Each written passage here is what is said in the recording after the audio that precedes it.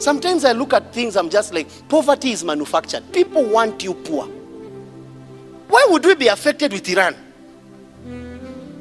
When someone is, the biggest oil refinery is not in Iran. Where is it? It's here in Africa.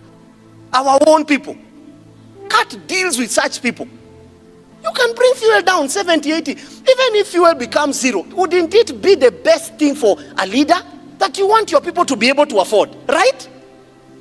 So the biggest oil refinery is here. The second largest urea refinery is still him in the whole world, is here.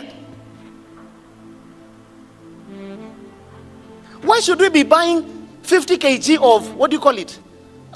Cement. At, how much is it now? 7, 8, 900? It's confirmed now. How much is it?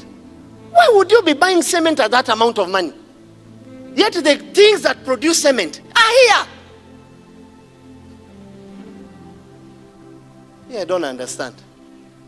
And when you touch on some of these things, people don't understand what you're trying to say. And I watched the head of Total saying, now because of this, we are pushed to come to Africa. You know what that means? But you still see Nigeria poor.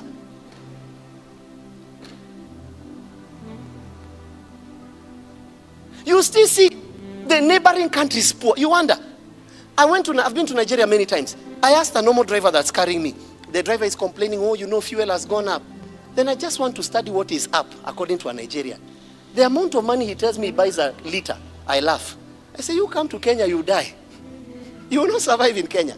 At how much are you buying fuel? And you're complaining. The goal of leadership is the ability for people to afford. Leadership is about affording. Make